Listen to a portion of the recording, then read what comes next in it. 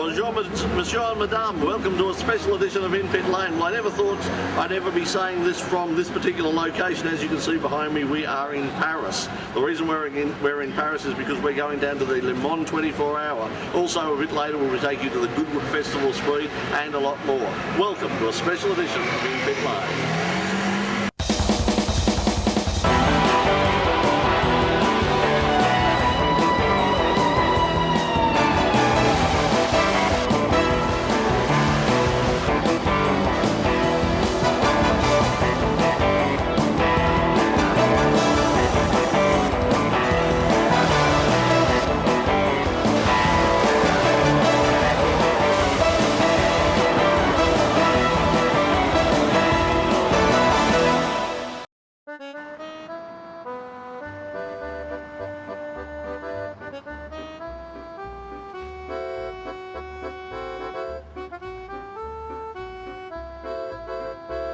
Paris is the sort of city that makes other cities wish that they were Paris. Collins Street in Melbourne has a Paris end. Paris does not have a Collins Street end. Paris is not just a city, it's a feeling. A mecca for tourists from all over the world. Thinkers, artists and lovers. Paris is a city that embraces and celebrates its past, but always has a firm focus on the future.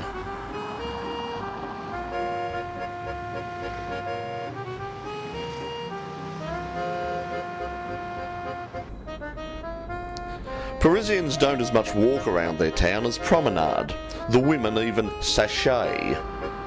And they carry themselves with a confidence and a sense of style that befits a city with precious little self-doubt and an enormous sense of civil pride.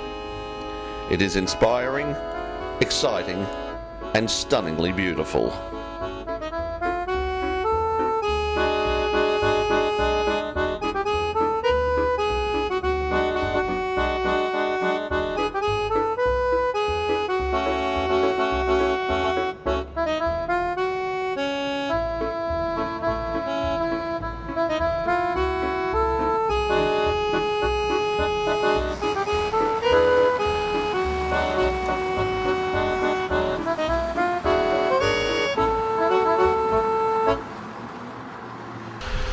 Well, that's Paris for you. No matter what you've seen or read in books or watched on television or in movies, it really can't prepare you for the sheer scope of the place.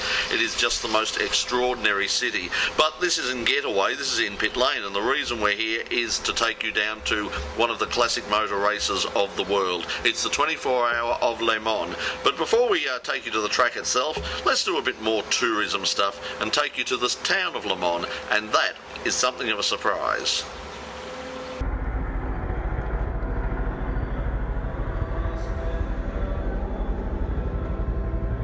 On an elevation rising from the left bank of the River Sarthe is the town of Le Mans, about 2 hours southwest of Paris. The highlight of the town is its cathedral. Built in the highest part of the town, it was originally founded by St. Juan, to whom it is dedicated.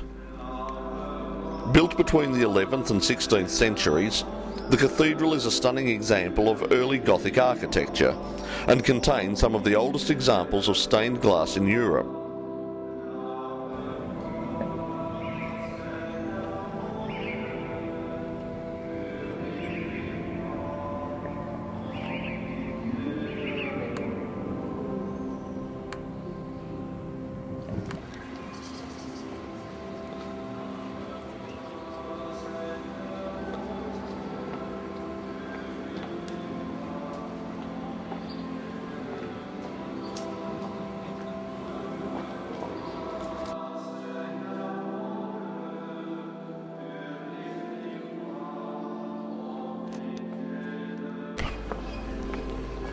Surrounding the cathedral, small studios and apartments. A picture postcard opportunity at every turn.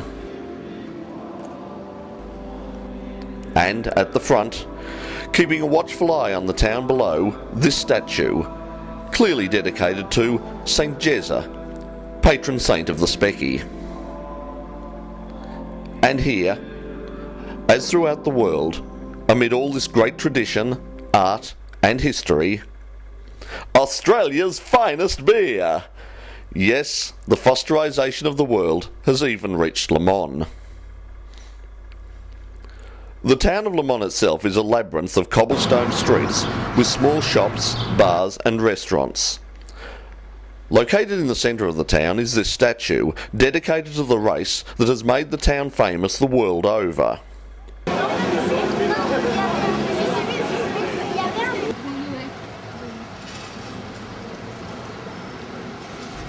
In its cobblestones, tributes are placed to the drivers who have won the event. And the whole town embraces the race, which sees the town's population of 150,000 more than double.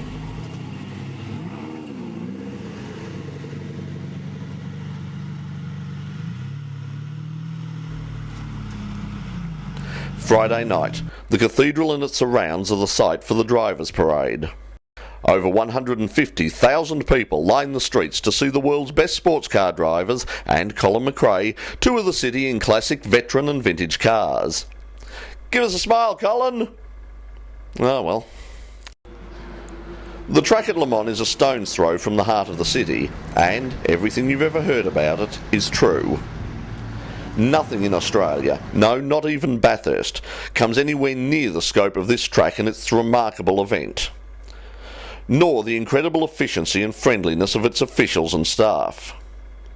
It started from the moment we arrived to pick up our accreditation, a process which at Australian events seems fraught with bureaucracy and petty officialdom. Not here. We were greeted with a smiling and heartfelt bonjour. No screw-ups, no arguments, no arrogance or attitude. Just a genuine willingness to do the job and make the visiting media feel welcome. Yes, Toto, we're not in Winton anymore.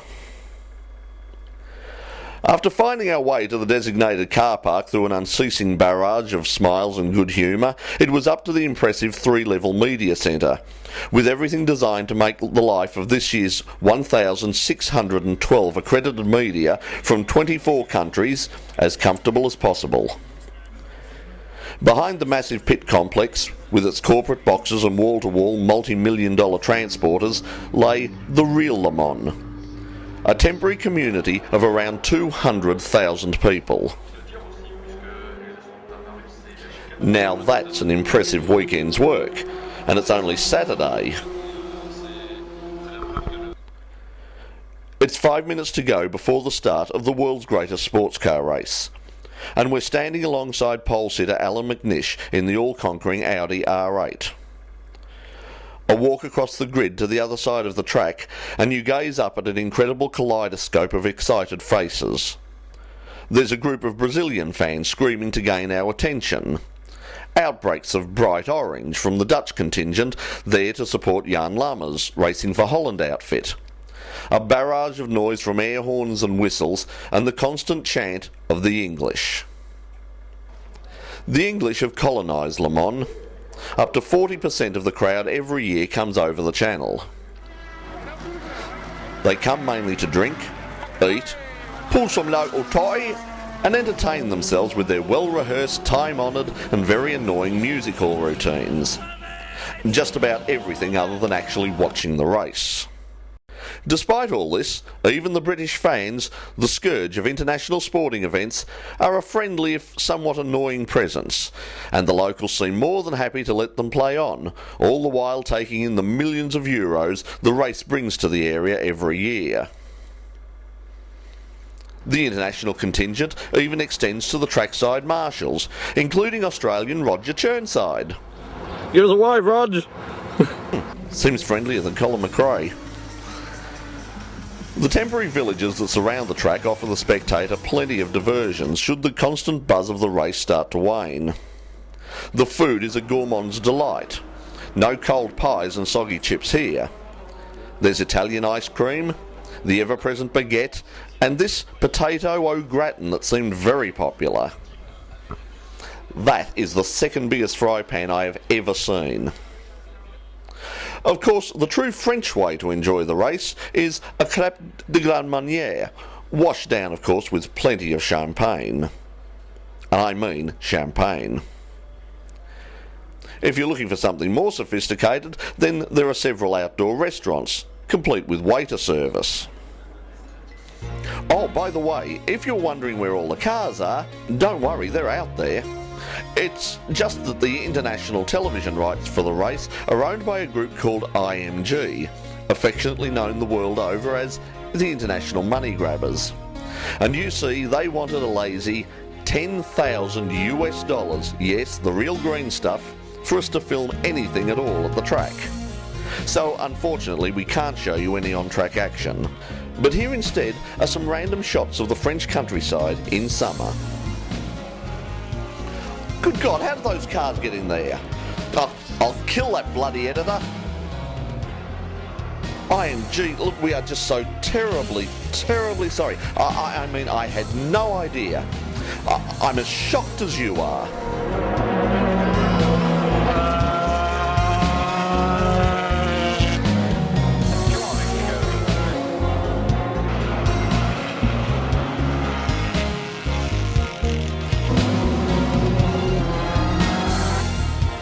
For those around the globe unable to make it to Le Mans, their lifeline is Radio Le Mans, a small caravan hidden behind a wall of tyre company transporters and sponsors' hospitality vans.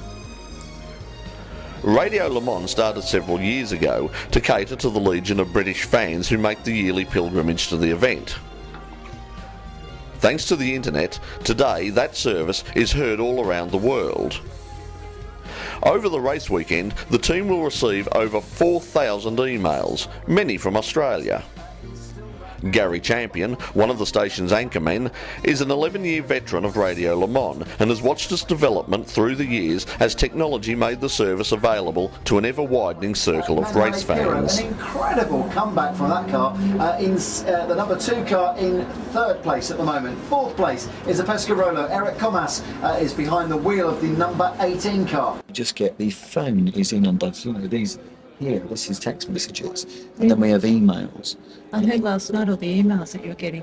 It's incredible. I mean, the emails, we're up to about 4,000 or 5,000 emails. For the weekend.